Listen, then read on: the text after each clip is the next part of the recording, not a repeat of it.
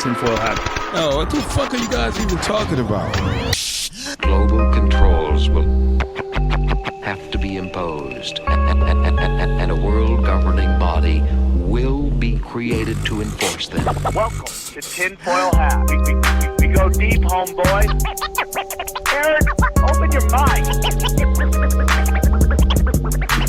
Drink from the fountain of knowledge. There's lizard people everywhere. That's some interdimensional shit. Wake up, Aaron. This is only the beginning. Dude, you just blew my mind. Are you ready to get your mind blown? Good morning, Swarm, and welcome to Tinfoil Hat. You know I am. You know I'm here to do. I'm here to Fuck! Man, you just knew it was coming, and you just had to pause a little bit. You said a moment of silence, follow your dead homies. Joining me as always, the man, the myth, legend, the mayor of Glendale, Xavier Guerrero. I'm running this place. No homeless people. Everybody's got to drive Mercedes or BMWs. That's it. Fucking great, dude. It's great. If you can't afford to live in Beverly Hills with the Hebrews, bro, you go to Glendale with the Armos, dog. Exactly. Okay? And then somewhere in the North Pole, hanging out with Santa Claus at his creepy log cabin. Yeah. Jay Nice, Johnny Woodard. How are you, Johnny? Very festive. Very festive. I appreciate it. I got my Atlanta Braves Christmas sweater on. You can see they're world champions. Yeah. How's it going, dude? How are you? Going good. How's NC, dog? You know, it's nice to just be in a land where they don't look at you sideways if you don't wear your mask into Walmart. Yeah. It's liberating. It's Nobody crazy. gives a shit here. It's just like we're living 3 years ago, normal. Man, that's nice. That's really nice. It is nice. And North Carolina's on the list to move to, by the way. I just got to figure out what is weather situation. Oh, that's the weather's. How's the weather, Johnny? It's like it's gonna be 75 on Christmas Day. So there you go. It's 50 up here. Yay, global warming. Am I right, everybody? Yay, global warming. And joining us from some psychedelic bunker that he's in. He helps book the show. He's part of a team of people that makes this show possible. Please welcome from My Family Thinks I'm Crazy, Mark Steeves. How are you, buddy? Thank you, buddy. Yeah, it's a pleasure to be here. It's weird hearing you say from My Family Thinks I'm Crazy, because without you, without being here, I wouldn't really have that show. I started it, almost a year ago now. So this is kind of like my year anniversary. So thank you. And it's a pleasure to be here. I am very appreciative when anybody who works on the show talks about how I've changed their life. So thank you. I can't get it from anybody else on the show. I also want to give a shout out to Robin and Basil Media for all the hard work she does on the show, clipping it up. She's basically running my social media because I just had to get off because I'm just battling windmills all day, just battling windmills. And it's just not good for my luge. So she's taking care. So I want to give Robin from Basil. I would say Robin's last name, but I'll butcher it. But I want to give her a shout out from Basil Media. If you need any social media, go there. And I also want to give the guys who run my website, which I hope a lot of you guys, Ricky Moore and the whole crew over there who run my website. They do a great job on that. And if you're looking for a website, he is a great person to do it. It's a fully functional website. And of course, the one and only Dana Marshall, that the internet is losing its skull right now, and her trying to make out with me on Cash Daddies. And everybody's just sending me stuff, trying to make fun of me. Oh, look, she's trying to make, dude, I love Dana Marshall. How did I'll I make miss out that? in front of her with her in front of fucking all of you. You guys are just what you got, and it's not the show. It's the people on the fringe whose life aren't working out. The swarmer kind. I love Dana Marshall. We have a very symbiotic relationship, and she's wonderful, and I love her, and I'll fucking make out with her the whole time on the next Cash Daddies, because you guys all have just ridiculous hills you're trying to die on. So enjoy that. A lot of things going on as we wrap it up. This is our year-end review of the year. A lot of stuff happened. We'll get into that. But I just want to tell you that in the new year, the Hammer of the Gods tour is taking off. Just go to samtripoli.com, grab all of your tickets. We have, I have San Luis Obispo. Let's get something going out there, bro. Okay. I know I'm not big everywhere. I hate to find out exactly where that is, but check out San Luis Obispo. I need to get at least a couple tickets sold there. Everything else is moving really well. Long Beach, Buffalo. Buffalo, I'm doing as long as I don't find they're making people have vaccine passports, which could be out of their hands. But as far as I know, all of upstate New York hasn't had to do it. So I'm going to be in Buffalo with my good friend, Howie Dewey. We're going to be at Helium's. So San Luis Obispo is January 13th.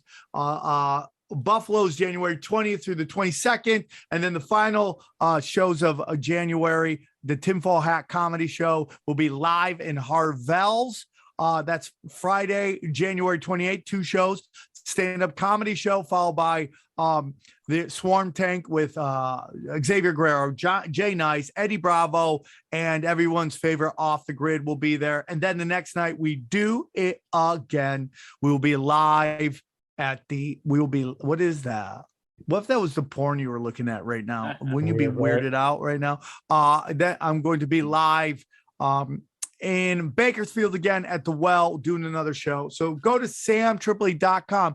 I'm coming to Phoenix, Arizona. We're working on Chicago right now. Tennessee's, we got that on the books. Just paid a down payment for Nashville, and I'm doing one other that. The Hammers of the God tour is coming. Go check it out. Everybody here on the show has a show on Rockfin, ROKFIN.com. Please go check it out. Whether it's Xavier Guerrero's We Don't Smoke the Same, Johnny's Broken Sim, and the GOAT whenever we do that, the greatest of all time. We have Tinfoil Hat Premium. We have Zero. We have Conspiracy Social Club and Marks. My Family Thinks I'm Crazy has some episodes up there as well. You can get all of those shows for only $10. $10 will make you holla. That's how it goes. I don't even know what we're looking at right now, but that's fine. What is it? We're just seeing your background, actually. Oh, that's it? Yeah. Oh, I don't know. I was trying to show the screen. I don't know. Can we get off of that? Can we get off of that? Okay, that's fine. Even though they're loving that. Yeah, so that's it. That's the whole story. The whole story right there. If you want free show, don't worry about XG. You can't do it. It's not working because that's so weird. Because you're on an external. You're not even on an Apple. You're on like a apricot right now. That's the computer. So go there and free shows. Got 5 or 6 free shows, episodes every week. I'm proud to announce that last week on Apple Podcasts, I had 3 podcasts in the top 200. I had Comedy, Tinfoil Hat. Broken Sim got the 150 according to Inside Scoops. Johnny got an email, and then finally Conspiracy Social Club was in there too. So if you want free content, free audio, there's a ton there. Just go samtrooper.com, click the banner, it'll take you to all my free shows there. Anything else, guys? Oh, t-shirts. Go to samtripoli.com, t-shirts, tinfoilhattshirts.com, aka deepwaters.com. Grab shirts from your favorite show. All available right there. Great way to support the show. And that's about it. Anything else, guys? No, anything you want to push? Mark, where can they find your podcast? My family thinks I'm crazy.com. I have some art there that I've been making over the past few years. That's now available on my website. So if you're into crystals and all that stuff, I got that. And I do like 3 episodes a week. And like you said, I'm on Rockfin. I just live streamed with Nick Hinton last week, so that's still up there on Rockfin. Check that out. And thanks for giving me a chance to plug the show. I could keep going for 5 minutes, but I'll stop. I know you could. Xavier, what are your shows? We Don't Smoke the Same, and then we got a live show in January, so stay tuned. It's gonna be lit. It's gonna be fun. All right, man. Johnny, where are you gonna? What shows would you like to push? Anything? Just check out Broken Sim. We're always posting those things. We're had a good year. it. Yeah, we had a good year on Broken Sim. It's guys, the show's hot. It's on fire. So, guys, I want to ask you. So, from 20 to 21, the show's been great, but I want to talk to you about the year that was. Is your opinion, was 2021 worse than 2020? No, because we're used to it. We know it's all bullshit now. We can. Are you getting nervous that we're gonna be like just this is gonna be status quo? They're Absolutely. training us just to be used Well, to dude, all this chaos. I told you about this yesterday. Rogan had the great Matt Taibbi, one of my favorite people, on his show recently, and he made this point. Rogan made a great point that these pharma companies making these vaccines, they're revenue obsessed. They have to grow year over year. How are they going to grow after these past 2 years where they've made all this money on these vaccines? Only by making us take more and more and more forever in perpetuity. And that made me think, oh shit, we might be fucked on this. This year, I think this year was worse too, because last year I actually thought coronavirus was deadly at one point. Like when they were telling us to do shit, I was like, okay, 2 weeks. All right. Everyone gets 2 weeks off, even everybody was stoked. And then now it's just like back to the vaccine mandates. People still arguing. You go to Oklahoma, no one's wearing nothing. Out here in LA, it just makes it worse. Being in LA is just people still freaking out. Yeah, I'm with you on that. This year is more chilled out. I'm not just. What's your thoughts, Mark? Let people live their life. I've been a complete wreck on the road. I don't know what it is about traffic this year, but it's been pissing me off more than ever. I think people are just like a little bit more, and maybe it's this month, because it's and where I'm at particularly, it's not that different from LA, I can imagine, with the traffic, but just feels like in general, people in public are a little more antisocial than ever before. And you see that on the road. I don't know, just aggressive drivers. What that means for 2021 versus 2020, not very different for me. I don't know. It's just been, I don't know. It's been tough. I'll say that. I don't really interact with a lot of places where I need to wear a mask other than the grocery store, and that's done with now. So it's been pretty stress-free, but that's mostly because I'm living a kind of weird life compared to most people. I don't have a normal job, so I kind of have a different experience than most people at this point in my life. As a conspiracy theorist, I thought it was kind of like a good year in general because people got woke. You saw a lot of people getting woke. This shit's bullshit, the vaccine. People that were with the vaccine during the beginning of the year were like, just take the vaccine. It's let the old people go first. Now it's like, don't take it. The kids. So I think as that woke people, conspiracy people, I think it was a good year. Ghislaine's still up for trial. They haven't killed her. That's a plus. She's even real. I think I lean into kind of what Johnny is saying. I don't think it was as bad as the year before. And it's for the first time in a long time, I can say it wasn't as bad as before, right? I mean, you remember when everything was like, 2015, I can't wait till it's over. 2016, please hurry up. And then it's just like, buh, buh, buh, buh. And it's just like worse and worse and worse and worse. I think for the first time, it kind of went the other way. And it wasn't by choice. I wasn't by the elites letting up. I just feel like people started pushing back more and more and more and not buying into it. And the chaos that was seen, whatever the internet is, we know it was created by DARPA and created by, CERN and all that stuff. But whatever it does, it's really opened up the ability to speak your mind without necessarily being completely and utterly shut down all the time. And all the censorship has kind of pushed us into new platforms that are allowing people to grow. I mean, like Rockfin, where we all post, has grown exponentially in 2 years, like 25 times what it used to be, or 5 times what it used to be, some crazy number like that. And it's just growing, and Odyssey's like that, and Rumble. So I think their ability to, they've gone all in on everything so much that I feel like they've lost their ability to convey a message anymore. And, as crazy as it was 2021, like we didn't have any of these insane high impact events that maybe we used to have that would consume us for like 2 months, like Vegas, right? Like there wasn't really a Vegas, because they noticed that those things don't have the effect anymore. That people, I mean, like 2021 is the year that the government said it, UFOs exist. And did anybody care? Nobody cared. Nobody cared at all. And whether that's good or bad, I don't know. But I think it's a sign that like the government doesn't have the ability as much, and I could be wrong, to do high impact events that kind of push us in certain directions. And I think people are also waking up to the dead internet theory that, there's so many fake people. Kurt Metzger's been doing Jimmy Dore, and I love Kurt Metzger and I love Jimmy Dore. And he was talking about like these like Sarah Silverman was talking about how, Joy Reid didn't read this article. It was a great video by Jimmy Dore, and we should all support Jimmy Dore, regardless of if you agree with him. And I agree with him on a lot of politics. There are certain things him and I will differentiate, but that's okay. That's okay. I love having people with different views in my life. Okay.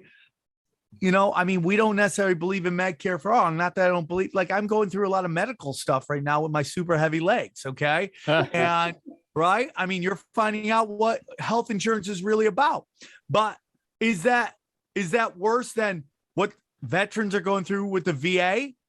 And we're hearing about how long it takes them to get any kind of medical service at all. That's a word on the street. Maybe I'm wrong. But Jimmy's doing a lot of work, and he had Kurt Metzger on, and they were talking about all these comments that were aimed at Sarah Silverman. And Kurt Metzger goes, I don't even know if these are real people. And that's a great point, man. So much of the comments are just bots. And like we've talked about before, Twitter's become not like the website Ashley Madison. You guys remember Ashley Madison? Yeah. When it was like, hey, cheat on your spouse. Well, they found out there was like hundreds of thousands of men on there and like 10 chicks. Yeah. And anytime a woman would set up an account and leave, Ashley Madison would zombify her account so they would interact with women, so that they would warrant the money the guys are spending monthly on being a part of that website. That's what Twitter does. When somebody leaves on Twitter, all of a sudden they take their account over and they just basically zombify them. And we're seeing that more and more, to the point where they say almost 60% of the profiles on the internet are fake. Well, I still have my Facebook. My Facebook is still on there. Like my family's still on me. I haven't logged on in 3-4 years. I wonder if I'm still a Democrat on there. I wonder if they still categorize. They're like, oh, he's still probably a Democrat. Since I haven't logged on, you know how it's such a hassle to log it off. You can't log in like 6 months. And I wonder if they use me as a category. It's like, oh, he's probably in this category. Let's put him here. Let's put him there. They could, man. The only thing Facebook has that makes it different than everywhere else is like, you have to use your real name, right? For the most part, you have to. That was the only thing that made it, quote unquote. Maybe it's possible. They're dying, dude. And this metaverse, here's the whole thing. You never want to be the first one, right? Like Facebook ran into the metaverse, and it's going to do it clunky to the point where people are going to move on, and someone else will come in with a better metaverse that everyone will run into. Hey guys, I want to tell you about our friends at Lucy and their new Lucy capsule nicotine pouches. Okay, look, we're all adults here. Okay, and some of us choose to use nicotine to relax, focus, or just unwind, and that's why Lucy's excited to tell you about their Lucy nicotine capsule pouches that are a flavored ball inside each pouch that crush for an extra burst of flavor. Okay, burst, bang, a party in your mouth. Guess what, Xavier, and everybody's coming, okay? Ooh. Lucy nicotine capsule pouches include coconut oil to provide a soft, fluffy texture that enhances the flavor and doesn't dry out your mouth. They come in 2 strengths, okay? 4 and 8 milligrams. Oh, bam! Huh? It's going hard in the paint. And they have 3 exclusive, delicious flavors: spearmint, mango, and cool cider, dude. Cool cider, I love. So here's what we're going to do. It's 2021. Don't compromise when you're choosing your nicotine product. Go with the newest tobacco-free options from Lucy. Tinfoil Hat listeners, listen, go to lucy.co and use the promo code TINFOIL to get 20% off your order of Lucy nicotine capsule pouches or any other Lucy products, okay? That's lucy.co and use the promo code TINFOIL at checkout, okay? And that's tinfoil, one word. Also, I have to give this disclaimer. Warning! The product contains non-tobacco nicotine. Nicotine is an addictive chemical. That's lucy.co. And be sure to use promo code TINFOIL. I want to get into the year in review and podcast, Mark. You know, obviously, as the booker, you've booked a lot of people. I want to get into what are your guys' thoughts about the show on the last year. And I know it's kind of weird because we just had the 500 and then we just had the 5-year anniversary. Now we're doing a year in review and we're talking about the podcast a lot. And it was all within a month. You know, I'm sorry about that, but you know, or a month. When were we in October. Vegas? In November? Mid-October. Was it mid-October? Okay, so mid-October, and then we had the 5-year anniversary in December, and here we are at the end of the year research review. What are you guys' thoughts on the show in general? Did it hit its stride? Is there anything different? What do you love that we've done up, or there's nothing at all, and you're like, hey, dude, I'm just enjoying the show, which is possible. I think my answer is a little different just because, like you said, I booked the guests. So I kind of have expectations for maybe what might be said. And typically those expectations, you know, are reversed or, you know, you guys end up talking about something completely different. I think a good example of that is Chris Knowles. And really what I realized, you know, having such a strange job, you know, like wrangling cats, dealing with conspiracy theorists and all these people who have all these strange theories.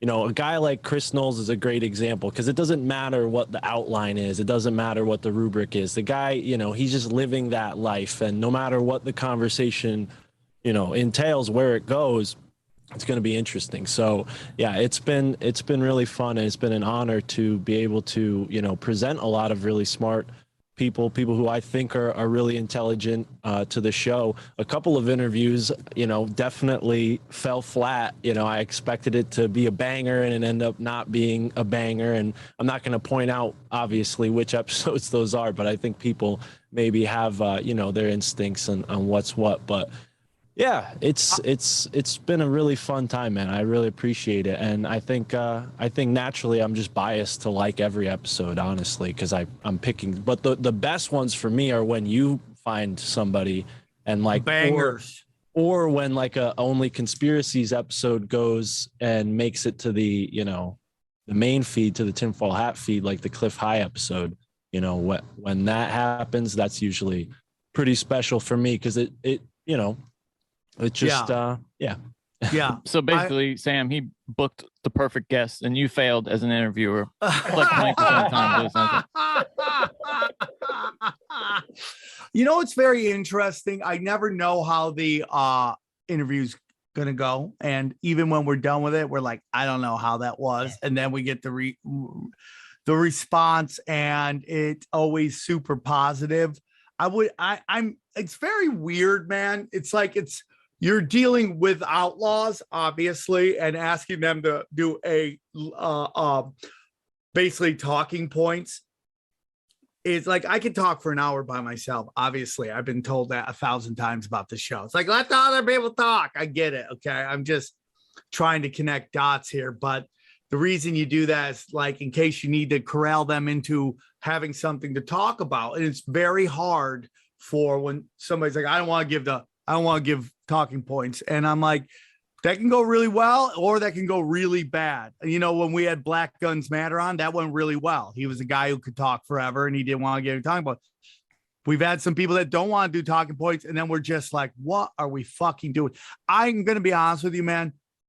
We haven't had a shit show in a long time, and we've had some shit shows, right? And I should clarify. I didn't mean that. I just, like, again, with the expectations, like, because I'm doing a lot of research and I know some of these people's work pretty well, you know, I hope the best comes out, but you know, it's on them ultimately. And sometimes, you know, they don't. Yeah, dude, I didn't take it like that. Johnny's sensitive. Johnny's sensitive.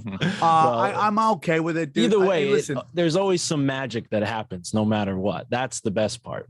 Yeah, I do. You know, like there were definitely some weirdo interviews in the past, and you know, like I mean, like I hate making an issue with them, but like Nick Pope was a weird one, but that was like 3-4 years ago. I'm trying to think about Mark, we had our yelling match. That wasn't a weird one, but I'm trying to think about if there was any like ones where I'm like, fuck. There was man, there was the other yelling match with Jan Irvin, but he's done that on a lot of different podcasts. And yeah, I would like to have Jan Irvin back because I'd like to have a conversation with him, and I offered him to debate people and he wouldn't do it.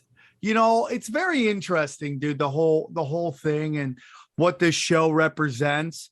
It's like I want to have the really dangerous conversations, but those things can blow up in your face and make it really hard to move forward. Have we ever acknowledged the episode? Speaking of bad episodes, XG knows what I'm talking about. Remember the artist we had on? Yeah. Well, I wouldn't necessarily say that was what I would call bad episode. Okay. No. Okay, no, I know what that means. It wasn't a bad episode. It was just way too out there for who we did. It was out there. That's for sure. Well, it's like, I don't know if we'd done it right there, but I just did an interview with like a certain guest, and who when I interact with this guy, we had Adam Green on, and anytime I see Adam Green face to face, nicest dude you'll ever meet. I mean, you're the nicest gentle giant you'll ever meet. Yeah. And then, he's one of those Zionist killers out there. And, my opinion, I don't believe in any of that stuff. I'm not that guy. I don't believe in Jew world order or anything like that. I believe occult magic at the highest levels is what it's all about. Right. So, I mean, that's for me. But I'll have those conversations, but then they cut it all up and they made it seem like, and they don't tell you who's saying what on the show. They just pin you with the conversation, and that, that can be dangerous. Right. So we had this guy and he was just saying certain things that it just at the time seemed super duper dangerous to put out.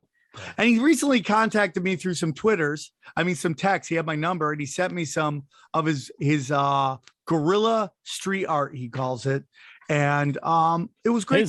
His art is great. Yeah, his art is great. It's just the how dangerous it is to do to have dangerous conversations when people are just looking for reasons to kneecap you.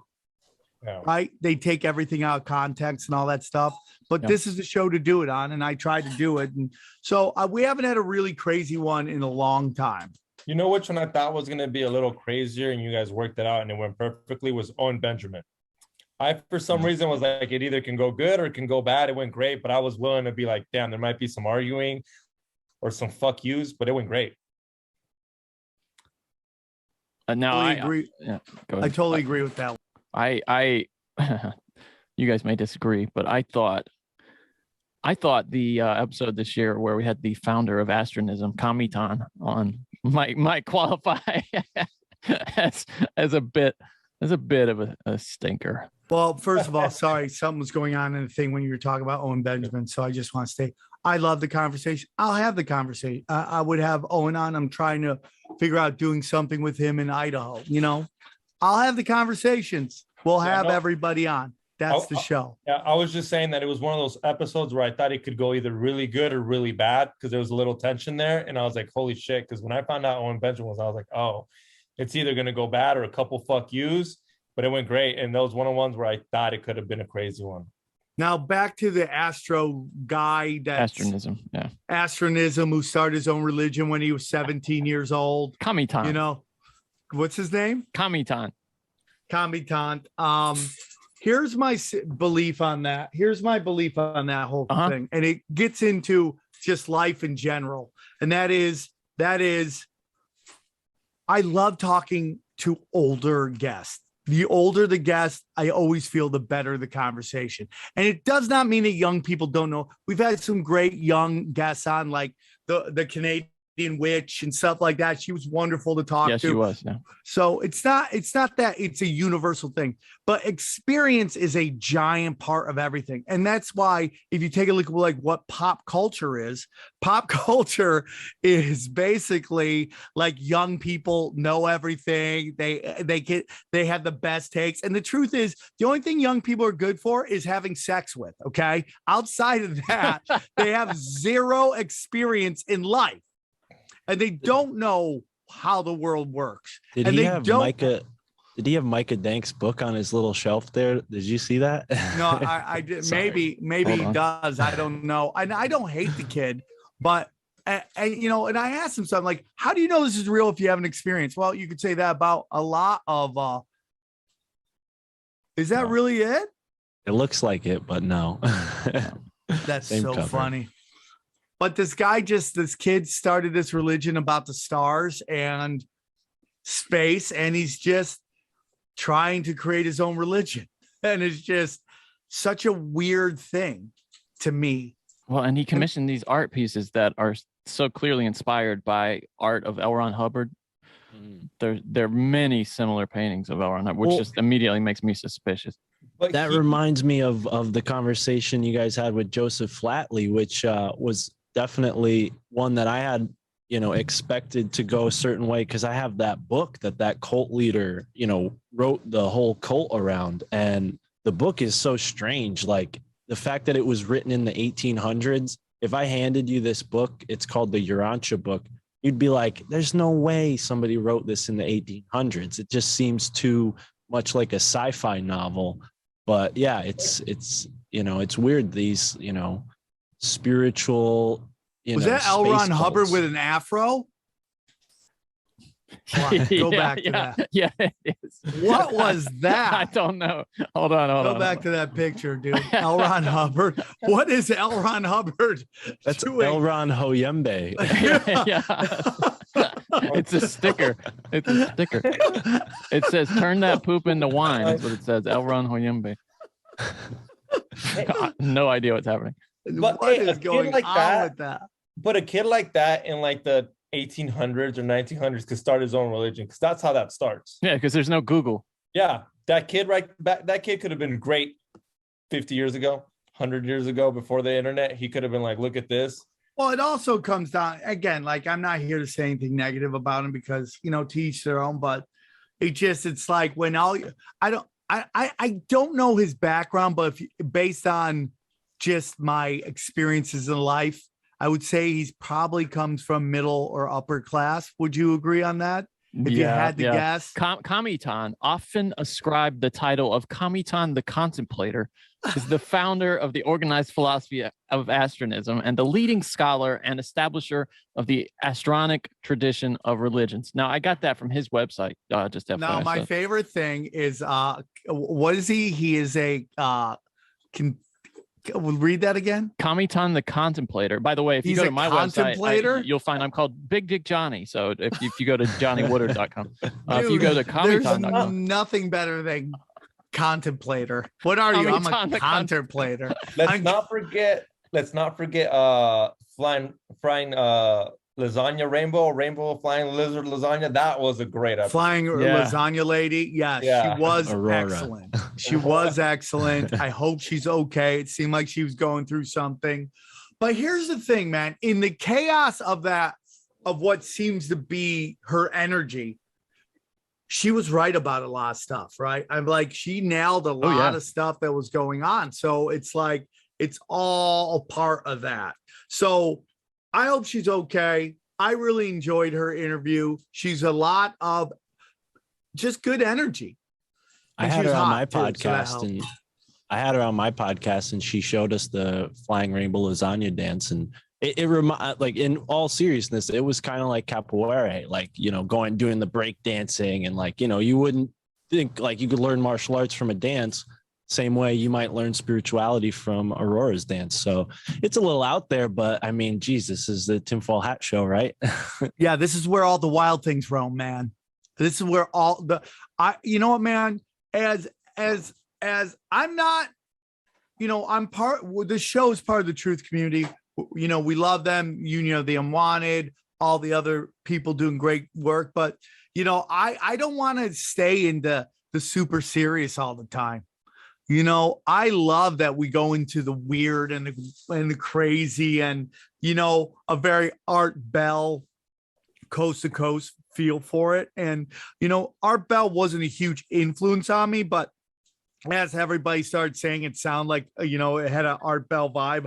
I would study what he was doing. And I really felt like we were doing a kind of a similar thing, which was like letting people just talk.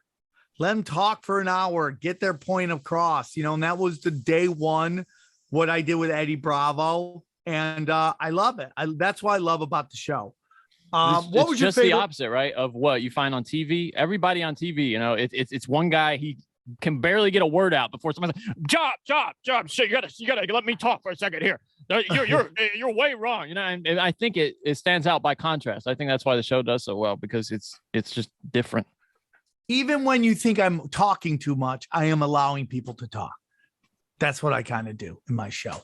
Guys, I want to tell you about our friends at True Niagen. Okay, listen, some days, it's a real struggle for sure. The good news, though, it's a lot less of those days ever since I found True Niagen. I love it. True Niagen helps fuel cell energy engines. And trust me, my engine needs some fueling, okay? Maintains cellular metabolism and even supports heart health in a combination with healthy lifestyle with 13 published human clinical studies and backed by Nobel Prize winners. Dude, there's a bunch of Nobel Prize winners just shredding it out right there, right? Just kidding. Why can't I? Imagine if I had a Nobel Peace Prize and I were shredded. I get all the ladies, okay? All of them. All of them. True Niagen is a supplement that's clinically proven to boost NAD levels, okay?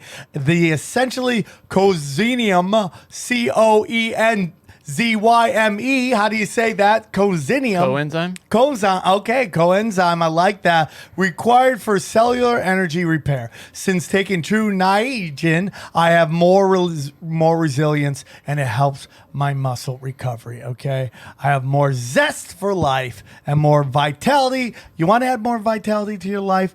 With True Niagen, okay? Right now, new customers can save 10% on their first purchase by going to TrueNiagen.com/tinfoil. Use the code tinfoil. That's TRUNIAGEN.com/tinfoil, code tinfoil to save 10% on your first purchase. That's TrueNiagen.com/tinfoil, code tinfoil.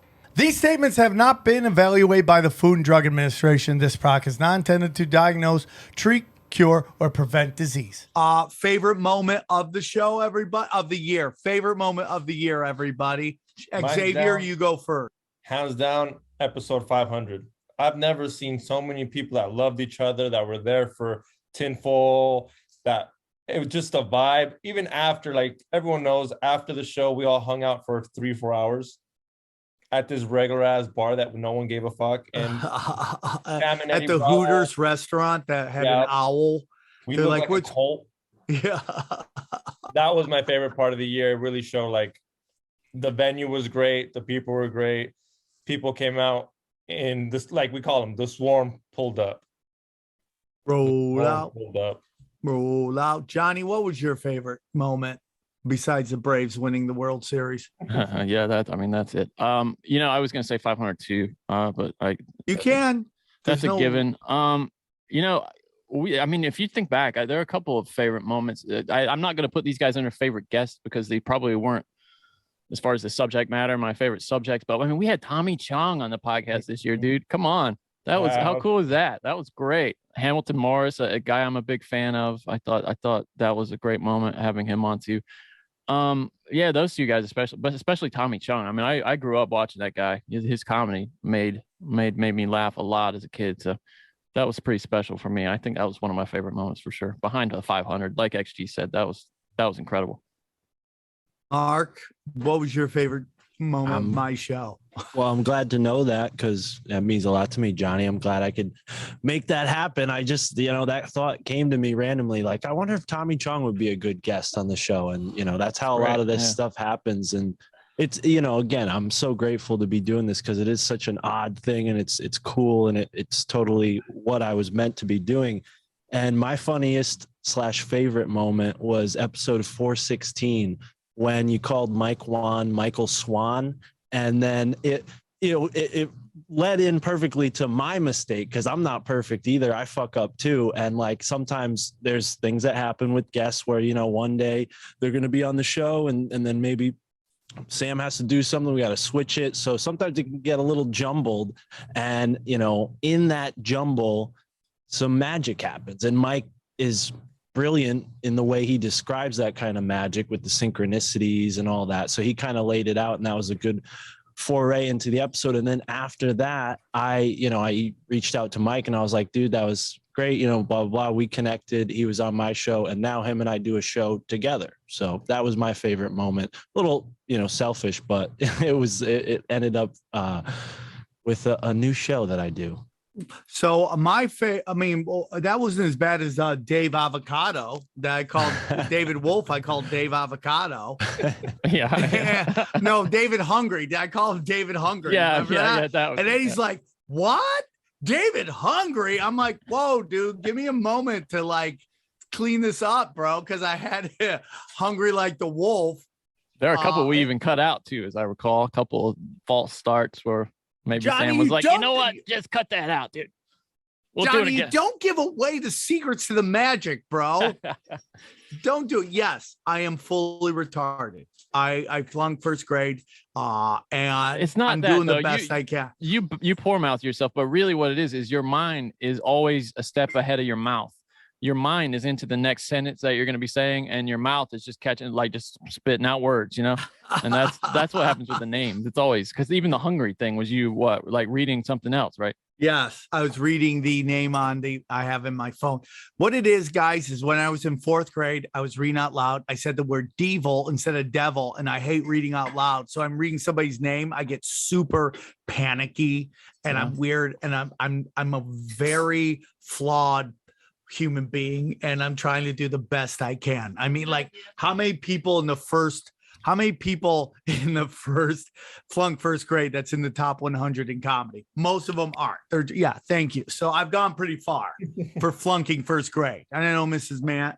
No, it wasn't Mrs. Mann that flunked. I forget who flunked me in first grade, but you know, little did they know I go on to dominate conspiracies and stuff like that. And so I like that moment. The 500 was really great. I can't express enough how important the 500 was, and to go there and to pack it out, and because you never know anymore. Like, I don't know if anybody's showing up anymore because we've been completely shadow banned or deleted on social media. And that's kind of my fault because I just can't stop dropping dank memes, okay? And just crushing these people. And I just, you know, when you put out a meme about Hillary Clinton's camel toe, you don't think they're going to erase your 80,000 follower Instagram. I mean, like, it's a funny joke. Well, I get it. It's hate speech. I get it why you say that, but it's like, is it really? And not only that, Joe Rogan posts it and he don't get deleted and you do. Yeah. It's kind of fun. Yeah. He's That's too big to fail. I mean, come on. They're not Oh yeah, gonna do well anything. that hurts a lot of stuff. Traffic on their website, all that stuff. So it's actually hurts them in the long run. The thing is, they don't want another Rogan. So anybody that looks like they get That's momentum going, they'll clip it before they have to deal with it. They don't want another Tim Pool. You know, there's some guys that are still on there. I go, I don't know how you're still on there, dude, but you know, it is what it is, dude. Like, Luke Radowski dropping hammer on people still there. And I'm not mad at him. I wish I see a lot of my friends that are just killing it, getting love. And I go, I literally picked the hardest path to get to what we're doing right now. And that's it. And Johnny doing stand up is really great, you know, and also like, you know, just like the relationship with Eddie Bravo is such a blessing in life, to be friends with a guy for 2 decades and for us to be very symbiotic in how we operate in so many ways. And, you know, 2021 was definitely the year that Tinfoil Hat Comedy started just wrecking shop. And it's just fun to go into a room and being able to entertain with all your friends, and the crowds are just crazy. And sometimes they're listeners too, you know. But watching Johnny doing stand up was really fun to see, because, you know, he was so friendly. I knew he'd kill because it was such a home field advantage. And it's just fun, dude, you know, and it's a blessing to do what we want to do, because I know there's a lot of people that would like to do what we are doing. And I know that this show, I get hit up all the time. People are always like, hey, man, this show's changed my life. Well, you know, I know that this show has influenced a lot of people to start their own podcast, and I couldn't be happier. Like, the more, the merrier, just because they can't silence all of us. And, you know, everyone's got to find their own way of doing it and keeping it entertaining and informative. But, you know, I know that this show, probably like the Joe Rogan show on a much bigger level, has influenced a lot of people to start doing a podcast. And maybe you know, who knows if you get into the top 50 or 100 or 200 on comedy but it doesn't matter, man. You're putting out quality product. You love what you're doing. And it gives you, like, you know, it gives you a kind of a high of being able to do what you do. 2021 was big for me because I got sober, and I know that a lot of you guys, and I don't want to talk too much about it, but I know a lot of people say I'm always here high, tweaking my balls off and stuff like that. I promise you on my children that I haven't, and I'm sober, and I've been doing it for, you know, I've been doing the deed, and you're a big part of that, everybody.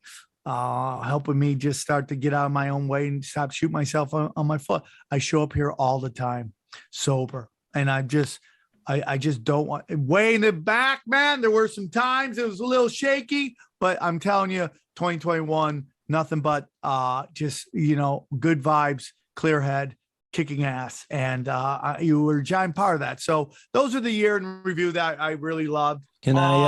Can I add real quick? Because I was thinking, you know, this answer would be completely about the show, but I can't forget to say, you know, coming to see you live as many times as I have this year was awesome. You know, even though, you know, you're doing, you know, similar set each time it was funny. I saw you in Indianapolis. I saw you in New Jersey twice. And yeah, it's always fun coming to your show. And much, you know, to your point about wanting to spend as much time as you can with every person who comes to your show. I mean, I've seen you do it. You spend time with talking to everybody, and it's awesome, man. And it's really cool to be a part of it, and to meet all the really cool dudes and chicks that come out to each show. So yeah, bro, that was a lot of fun for me.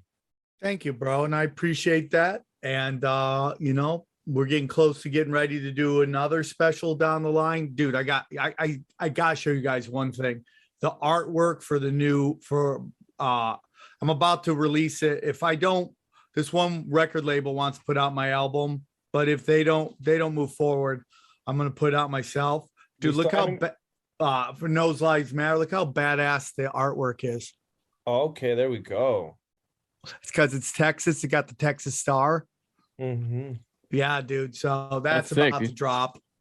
That's Love sick, it. right? I want hard in the paint, dude. So Are you getting still ready for a animating the new other thing? what's that? Are you still animating the other thing? Yeah, I'm working. I just, dude, I'm like, okay, no more podcasts, you know, and then I'm going to set it up. And I've been just inundated with podcast, and I've had some physical issues with my knee. So that's been taking it. But, you know, those are great. New things are coming, new shows, new markets, new everything. And it's all because of you guys.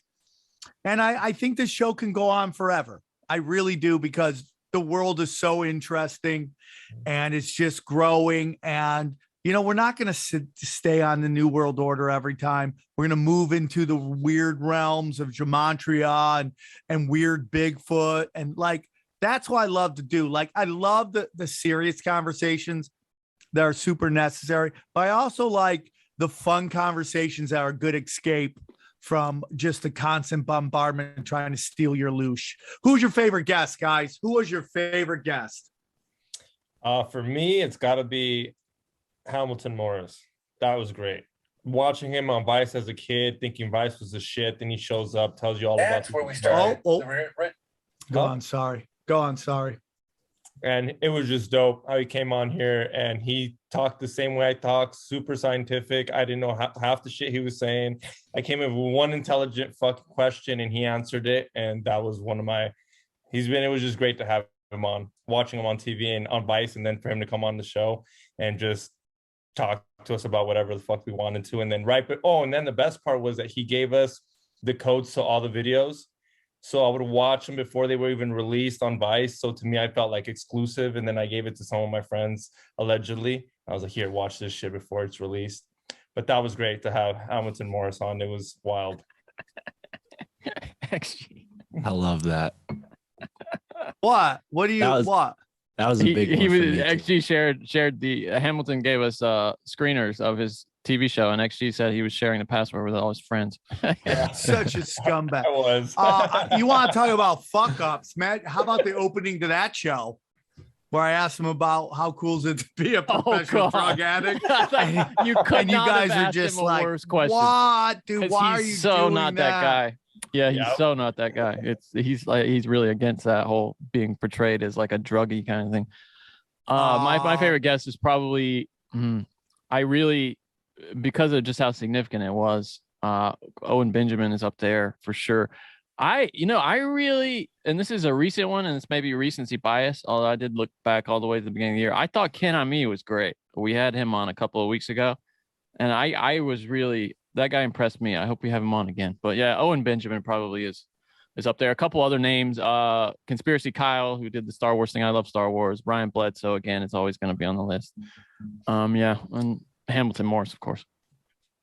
Who did you like? Me, Mark. Yeah. Mark, so it's all right. So Forgot his name. no, dude, I'm just trying to think about who I liked, and I just yeah, I got a long list, but to shorten it, I definitely was really blown away by Susan Bradford. I thought her work was awesome. She was great. And then I love the debates that we had this year. All of them were really cool. Yeah. But specifically the weird one was like Alex Kazemi and Isaac Weishaupt. I was like driving through Pennsylvania listening to that one on my way back from hanging out with Mike Wan. And yeah, that was a great episode. And Chris Knowles, I always love when he comes on the show. And then Troy McLaughlin was another really good one. Troy was cool on the Saturn Death Cults. Yeah, I definitely go on. Sorry. I would say let's not forget the smoke shows that show up. They've been some of my favorites. It's something good to look at. Me and Johnny are always like, yo, that was a good one. And we're like, yeah, that was a good one. Which one are you talking about? I don't know what he's talking about. Are you talking about our indigenous friend? That one, the rock and roll. Actually, what are you talking about? Human Vibration was good. What are you doing? There's not right. Hey, dude, we're grown ass men doing grown ass stuff, dude. There's nothing wrong with that. I'm sure the ladies appreciate that. I really enjoyed what they had to say too. Yeah, I mean, we could listen to them. I'm expecting some fat guy with some knowledge in the basement. I'm like, okay, we got some conspiracy smoke shows that know things. They drop knowledge. I'm not saying they don't, but that's always a nice surprise. Well, looks do not go into the vetting process for who we get on the show. That's why I'm not the booker. That's why I'm not the booker. I don't ask any guests for headshots before we put them on the show. Christopher Knowles is one of my favorite. His earlier episode when he talked about Lady Gaga and Gaga being a big part of. I think that was last year. Was that okay? Well, it's so good it gets points on this one too. I like a couple people that maybe they were sneaky good for me. Obviously, I always love to have Jimmy Dore on. Andres Exertus, I love. I love Maverick Matthews talking about that time traveler dude that came out of nowhere. Saint Germain, right? I really love that episode. I love anything that deals with any of the 9/11, like SK Bain. I like that episode. Yeah. And I love all the people. Dr. Shiva is always a favorite for me. He's one of my favorites. But I also like anybody who comes on and talks Tataria, man. Yep. Tataria is one of my favorite conversations to have. Did you guys see that the Red Bricks guy that you guys had on a while back? He, I think he was interviewed by some big mainstream media outlet. I think it was I don't know. I don't want to say it was MSNBC, but it might have been like the Daily Mail or something put out an article where they were like basically saying, look at how crazy people are believing in this Tartaria thing. Yeah. And Red Bricks was their expert. I would really love, and I really love William Ramsey. I really loved when he came on, talked about the Order of the Nine Angles. I really, that stuff moves me. That stuff is like black belt stuff that I really like. And when he's a guy I'd like to get on with Brian Callen because he goes so deep. Like we have to take Brian Callen with little baby steps, right? Little tiny baby steps. But I love that because I do believe the world is ran by sorcerers, man. And those are the ones. Listen, I'm gonna be honest with you, man. There's I don't know of any, I would say in the year 2021 that there's nobody that I didn't like on the show. I don't know if I had somebody where I'm like, fuck that guy. I never want to put that guy ever. There's been people that pissed me off, but I've always, I think this year, I don't know, maybe because we just found a nice stride. I loved all the guests. Isaac Weissip, coming on and getting on the Mount Rushmore, Matt LaCroix, all of those guys. Oh, that's another one. What's his face? That made one appearance made it on the Mount Rushmore. The guy from Australia. What's his name? Stan Deo? No. What's his name? Fuck. Oh, from Australia. Remember the guy who did the whole the fires? The thing on the fires? What are you talking about? No, the guy who did the thing about our chakras.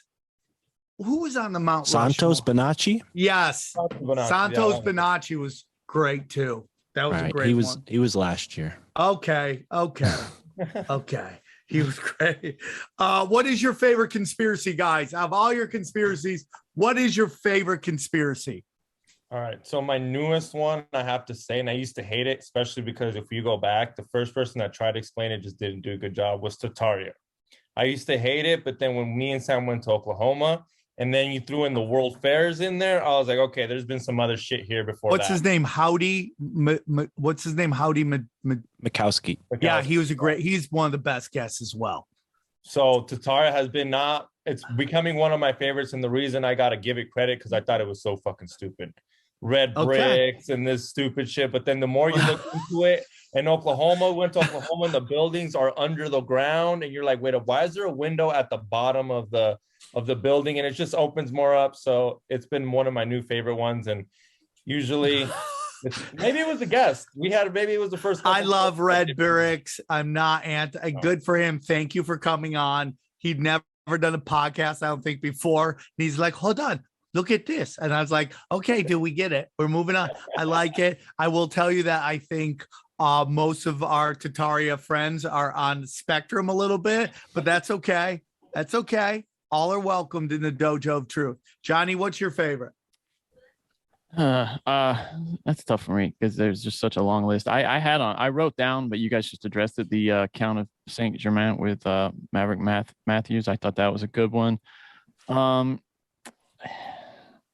love it when we talk about and debate, even with respect to Ken Ami, biblical giants and the history of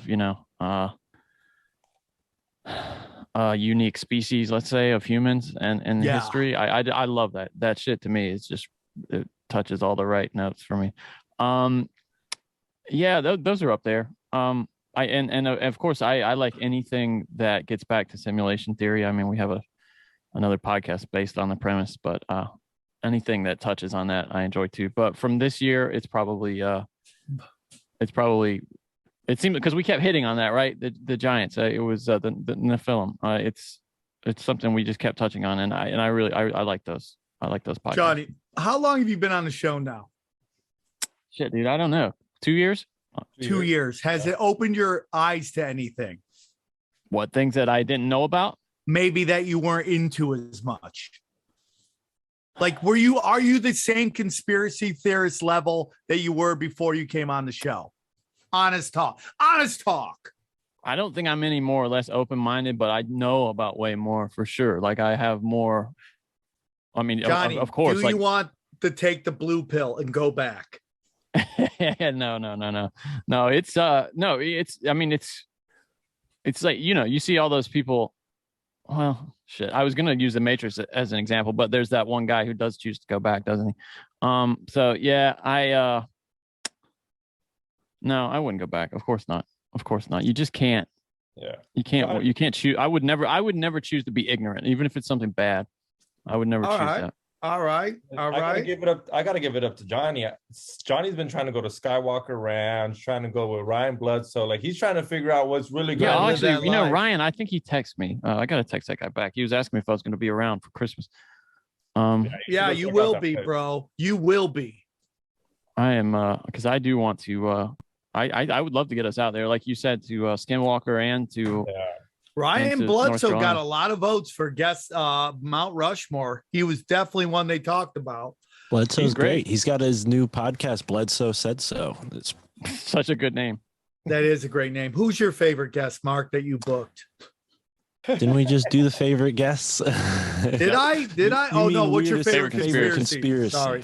What's your favorite conspiracy? So I do love the Tartarus stuff. I do love the Nephilim stuff. But one of my favorite conspiracies that came to the show this year was from Dr. Eric Wargo with the parallel realities. Oh, that was a good episode. I think I gave you his book, in fact, Sam. But yeah, that was so interesting because I think what bothers me about simulation theory is like the idea that we're living in a computer that somebody actually physically put together. I think that loses the point that it's like the computer is a great analogy or metaphor for what our reality is, and I think people get that. I don't think that people, maybe everyone gets it, but that's why I really like it, because it shows how the ancient stuff we're learning about and the modern stuff we're learning about, it's consciousness that really seems to be the key. And the fact that you can possibly end up in a parallel reality, I feel like I did that because I went from like listening to this show every day to now being on it. So I'm in a parallel reality right now. Yeah, for sure. I believe everybody is in their own dimension in a weird way. I mean, because we could all watch a car accident happen and everyone will have their own version of what happened, right? So you just live in your own dimension bubble. My favorite top conspiracy is hidden history and the erasing of it, which encompasses a lot of stuff. And, as I start to peel back what these layers of deceit, I start to realize that, we live in a haunted house and they've been playing tricks on us. I don't, as I study, Bill Gates's history, Jeff Bezos, Elon Musk, Mark, what's his face from Facebook, Zuckerberg. I start realizing these are all actors. So if I go all the way, not that they're not doing it, they're real lifetime actors. They're lifetime role players in a game, which is the Steal Our Loosh.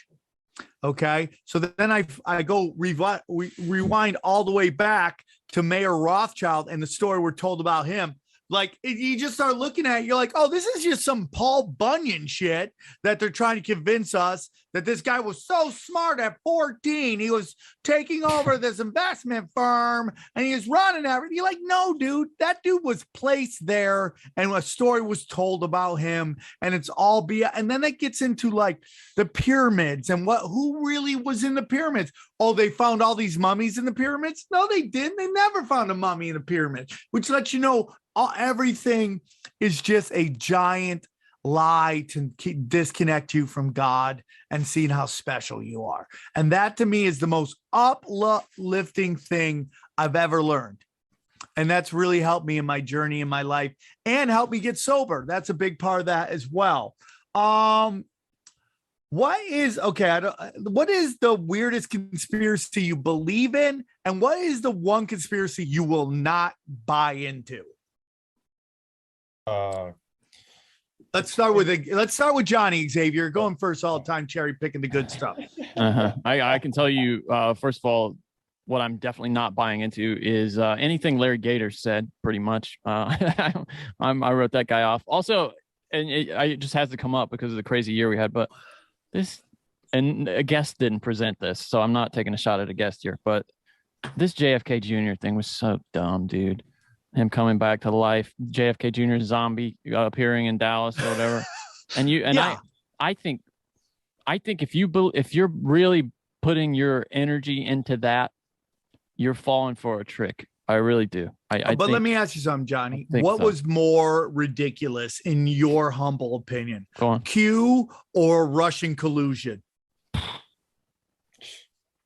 Yeah, I mean, at least there was some element of truth to Q. You know, that's what I'm saying. Like, that's the whole thing about the left. They're like, "Oh, you cute." I'm like, dude, you still probably do believe there's some Russian collusion that got Donald Trump elected. Like, you still believe that, even though everybody involved has been like, no, it was just complete fabrication. I wasn't even putting Q into that though. Like, I'm just talking specifically about the JFK Jr. thing.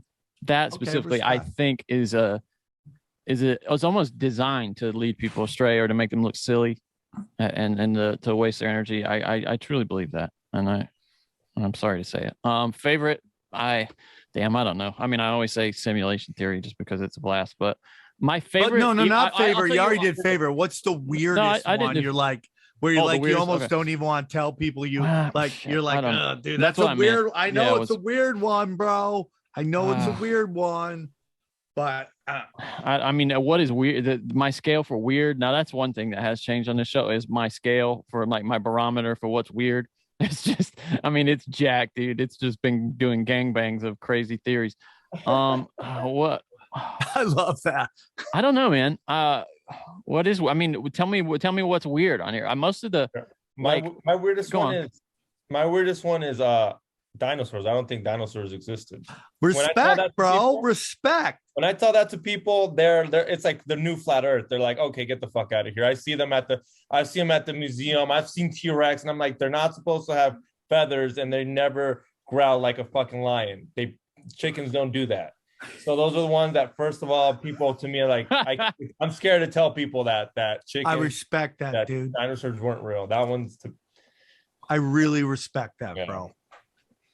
Mark? Well, the one Mark's much deeper than I feel that like most of us are. So it's always interesting to hear what Mark believes. So, Mark, what's the weirdest thing you believe in? And what is one conspiracy you don't buy into? Okay, so what I don't buy into right off the bat was and I think she was a great guest, but what Jennifer Briney said during her episode about, the congressmen, they're not all bad or whatever that was. I don't want to paraphrase because, people should go back and listen and judge for themselves. But I definitely do not agree with what she said. I think they're definitely way shadier than she's willing to admit. But nothing against her. She is, living a completely different life than me. I am kind of like, on the fringes of society. And one of the weirdest conspiracies I believe in is the spiritual trans angels that Chris Knowles was talking about. Because, I mean, you see it over and over, this androgyny being some sort of occult symbol. And I think what's so funny to me, and it's not disrespectful because I do love Christians. It's just how they react to that. Like, oh God, it's the end of the world. And I think it's just totally misinterpreted. It's, if you study, biology, you realize that there are so many living organisms on the planet that are, by our definition, trans, right? Because they're either asexual or the way that they reproduce is not the way we do. So it's just, to me, it's a culture clash, two cultures clashing, and one culture is like, oh, that's weird, and the other culture is like, no, we don't want to tell you what it means, so I think it's an interesting theory that gets kind of a lot of attention because it is so exciting, but it's also very weird. You don't want to talk about trans angels maybe at Christmas dinner or Thanksgiving dinner. I find that very interesting because I'm reading that like the Hermes, the 7 principles of Hermes. I'm reading that book right now, and it talks about many genders, man. And you're talking about the Kabbalion, the book I gave the Kabbalion, yeah. many genders. It talks about that. And so, you know, when you get into like ancient, it's like, I think sometimes anything occult automatically gets labeled as black magic, dark. And I don't believe in all that. I don't believe it's all dark. Okay. This isn't even my weirdest conspiracy. Or my one conspiracy I don't believe in, but the trans thing, I think they're weaponizing trans to hide pedophilia. So everyone's worried about trans coming and nobody's talking about pedophilia. They do, but it tends to be farther along down the line, more into the fringe of conspiracy and truth. I have zero problems with trans. I don't think drag queens should be reading to kids at school. I do think trans have a place in society and they have a right to live their lives. That's when it becomes they're purposely weaponizing it to cause everybody to fight. And, you know, I'm thinking about starting an organization to help trans get better wigs, because I think that's a big problem. Is like a lot of them are out there on the streets with fucked up hobo wigs and making everybody uncomfortable. Right. I got to cut my hair pretty soon. Yeah. I mean, you definitely have trans energy, bro. You. You said it much better than I could, but that's also my point, is like that whole subject is extremely weird because, you know, the whole everything that goes along with it. And you describe it much better. Cause like you say, you've done plenty of podcasts back in the Naughty Show days. You have a lot of friends with trans, and you've talked about that way more than I have. I'm just like, you know. Mark, I appreciate you taking this episode to come out that you love trans, and that's fucking right, because that's what this show's about. And listen, dude, most of the people who grew up with porn on their phone, they've seen a bazillion dicks in their life. Okay. So it's going to blend more and more. It's just the fact of the matter. But at the end of the day, it's like, let people live their life and understand what's being done. There are things being done to get you to look at this and not that. Okay. And the power structure of stuff. All right. For me, man. And, you know, I just like, dude, I mean, like you go far back, they had trans hookers in temples because that was the spirituality. And then you take a look at like who pushed this whole thing, which is like anti-gay stuff, the Catholic Church. They demonized it to control people. And at the end of the day, if you're homophobic, and I hate those buzzwords that people yell at other people, but if you really are like, and listen, most of the conservatives really don't care, man. Like, why are you doing the privacy of your own home? Most libertarians, liberals, and I think that's like libertarians, liberals have a lot in common. They're pretty much the same thing, old school liberals and libertarians. But most of your right, not the fringe, but a lot of the right don't really care what adults do with other people. They really don't. It's live and let live. But the Catholic Church demonized the gay lifestyle, okay, shoving a book, making the Bible literal. They went around thumping everybody to do it, okay? And they demonized it. And when you play into that, and that was like, I love Larry Johnson. We've had him on the show. I love him on the show, but he attacks gay people left and right. I'm like, you're pushing people farther into the closet by doing that. You're pushing them into the closet and you're making it so they're scared to come out. And that way you can control people. I just want my weirdest conspiracy. I don't believe nuclear bombs are real. Yeah. I don't. I'm not saying they don't have big bombs. I don't think nuclear bombs are real. I think they use it as a scare tactic to get people to comply. Oh, dude, if you don't play ball, we're going to drop bombs on you. How did are you telling me Iran can't come up with a nuclear bomb, but North Korea did? Get the fuck out of here. Get out of here. I have mine now too. All right. Mine is that Woody Allen is the victim of a satanic smear campaign run by his ex-wife and other dark forces. That's the weirdest thing you believe?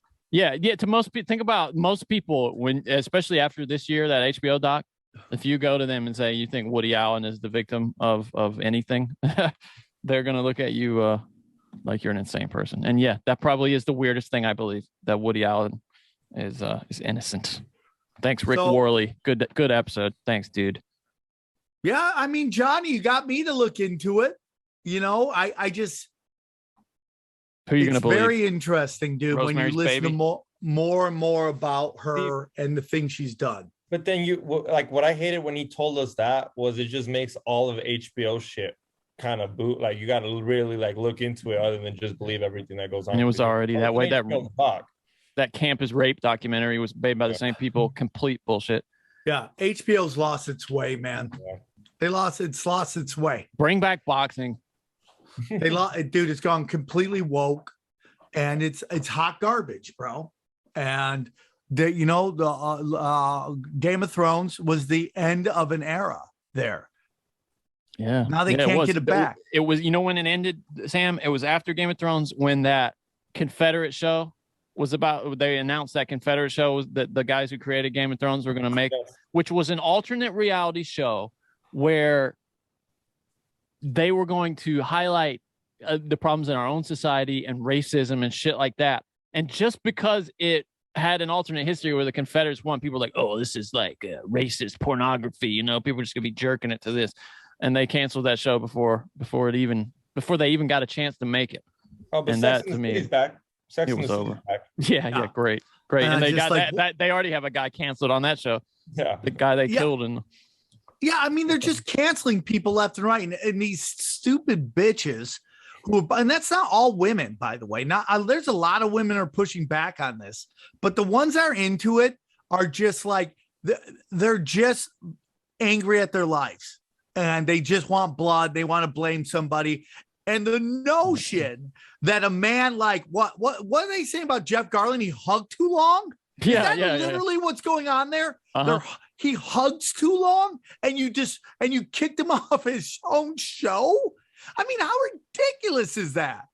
That's so what it sounds like anyway. It's, as always, something may come out, and we're happy to acknowledge it. But anytime if it comes out that there's actually concrete evidence, I'll shish kebab these motherfuckers. Okay, but as of right now, I'm not going to condemn people. The guy in Sex and the City, right? Somebody came out. They used like a fake name. Like, dude, in a court of law, you should hide the victim's name, okay? Because we're talking about a crime committed to them. When somebody is just talking shit on the internet, why are we protecting them? Like, dude, you're just doing a smear campaign. Who are you? Because then I go, is this even a real person, or are you just making shit up as you go?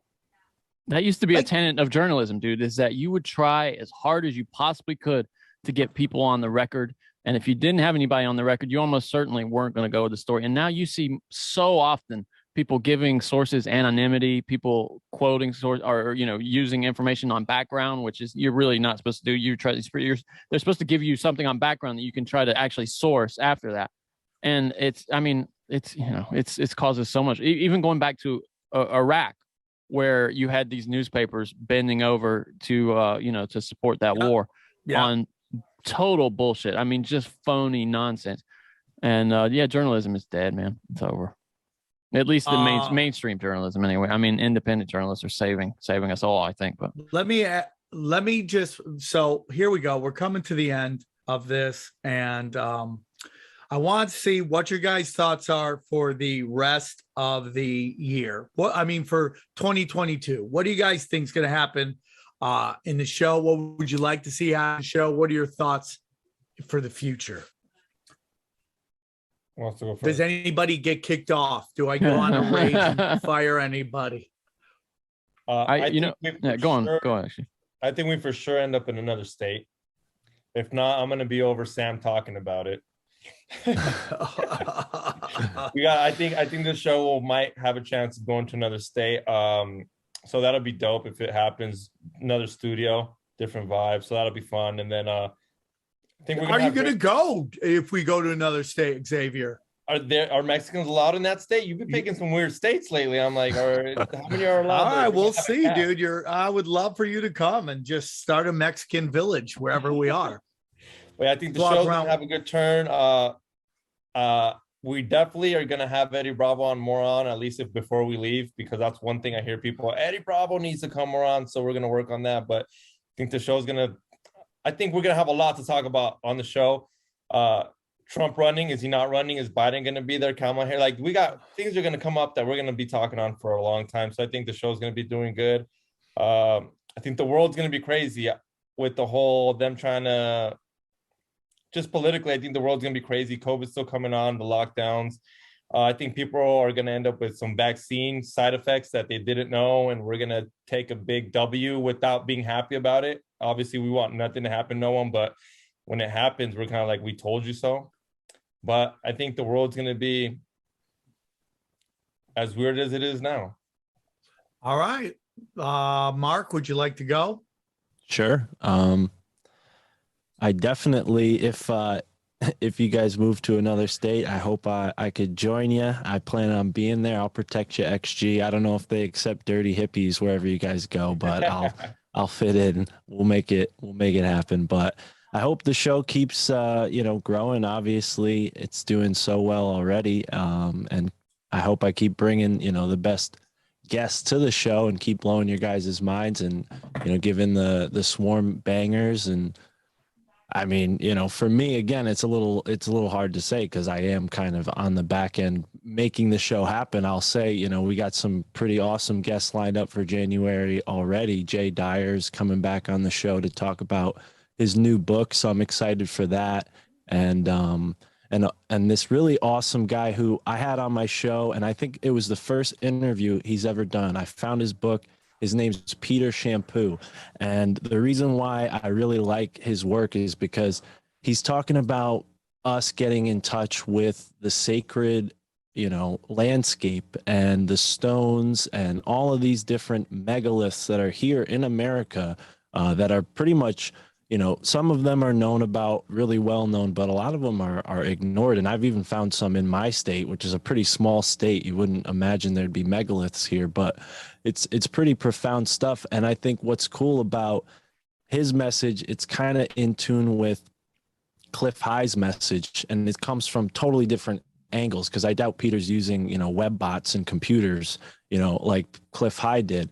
And if you look at Cliff's predictions, it seems like 2022 is going to be pretty good, but we're also going into a Biden presidency. We're only in the first year of that, so I'm expecting everything we saw in the Obama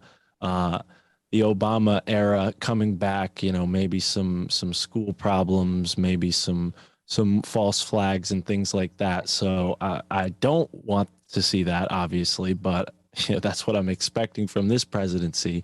But again, back to Peter's stuff, I think there's a lot of hope, and it comes from us not avoiding technology, but integrating technology with nature and bringing that energy that the earth is waiting for us to tap into and integrating it back into society. And I'm not into climate change or anything like that, but I definitely think that, there's a certain Gaia energy that our society, not us, but our society has been ignoring, that people like Peter Shampoo can possibly give us some more information on how to actually awaken that energy inside of us and inside of the earth. So that's what I hope will happen in 2022, is people get reconnected with nature. And I hope that comes through on the show too. I mean, we've already had some really cool guests talking about stuff like that. Jim Gale, Marissa with the 7 generations. And yeah. Well, if Johnny, if Peter Shampoo can't fix it, I don't know who else could. Jesus. Johnny, did we ever drop the Ross Ben episode yet? Not yet. Oh shit, we still have that in the banger. Yeah. Yeah. No, it's on the schedule, but isn't it? Let me see. No, Mike Lyon it's and not. Ross I Ben. didn't put it out. Yeah, we got. No, you don't have it on out. the schedule. No. And Corey Daniels as well, right? Did we? Yes. No. Didn't do an episode with Corey after Garrett King. Are you sure? Oh yeah. You did. Yeah. What is that one? Yeah. That's the Isaac Weissip one. I keep saying. But we got to put out that Ross Ben because that's a banger. Yeah. Corey Daniels. Is that on our list here? That's not. Yeah, on our you list. remember he's the occult guy with the beard, and we talked Isaac Weissip. Oh, the Isaac Cappy thing? Yeah, Isaac Cappy. Sorry, okay, Isaac. okay. Sorry, Isaac Weissip. I was like, hey, dude, I didn't get killed off a bridge, man. I'm sorry, bro. I'm sorry. Well, yeah, we gotta get that Ross. What Ben do I out, expect? man? I have a little inside knowledge on this, but I expect us to do some more live stuff in 2022. I think we're We're gonna gonna be doing some pay-per-views. live shows. I think those are Sure fun. Those are a lot of fun. In the world, I want to be positive, and I think you're right, Sam. You've said this, that it seems like more people are, and it may be something good. I'm not saying it's worth it at all, but a silver lining to this whole thing is that some people are waking up. And I think you're just going to see more and more people this year say, you know what, just because they're the government doesn't mean I have to listen to them. And just because my employer wants me to do something doesn't mean I have to. There are things more important. And you're going to see people pushing back. And then we've seen it time and time again. When people speak, and especially in this country, with a loud enough voice, when they're unanimous or close to it, the government has no choice but to listen, because they are at our service in the end. They really are. There's not much they can do. really And I'm going to try to be positive and say, it's going to be a year where people, start to get organized, push back, and we finally see this shit show come in for a landing. Damn, bam, great job. What do I see for the year? I think we're going to get back to our old numbers. I think more and more people are waking up and they're coming to us. I think, like Johnny said, I think at the end of 2022, you're going to see a giant awakening happening. I mean, I think from the moment that Jeffrey Epstein died, there's just been nothing but giant not woke, but awaken movement for the masses. And they can't take all of us out. They're going to try. I mean, we've seen them backpedal on a lot of stuff. The camps in New York that was going to be in the legislation that got pulled because people were pushing back so hard. Gavin Scumbag Newsom is like pulling back on mandatory vaccines for children. It's all coming out. We're winning. We're winning. If you still follow the news, you wouldn't even understand that. But we're winning. And I think 2022 is only going to get better. We're going to do live shows. We're going to do a lot of pay-per-views for you guys. We're going to go. I have whole plans to do big stuff with this show. Live in person lizard people coming on, giving their side of the story, all sorts of stuff. So, we're going to we're going to make it happen. We'll do like a Pee-wee's Playhouse of conspiracies, everybody. That's my goal. A weird ass Pee-wee's Playhouse of conspiracies. And that's it, man. Great episode, guys. Great episode. I really appreciate everybody coming on, spending a year for us. This is our last episode of 2021. We love you all very much. Any final thoughts, guys? Johnny, Xavier. Happy New Year to everybody. Thanks for listening. It's been an awesome positive year, vibes out to all of you. Hope you're with All your right, families or with people you love. We love you all very much. Dana, come here real quick. Thank Dana. you, guys. We're going to go out. I love you guys very much. Come on, let's make out. Love you guys. Have a great new year. I love you all so much. Merry Take care. Christmas. Bye. We go deep, homeboy. Aaron, open your mind. Drink from the fountain of knowledge. There's lizard people everywhere. That's some interdimensional shit. Wake up, Aaron. This is only the beginning. Dude, you just blew my mind. Tinfoil hat.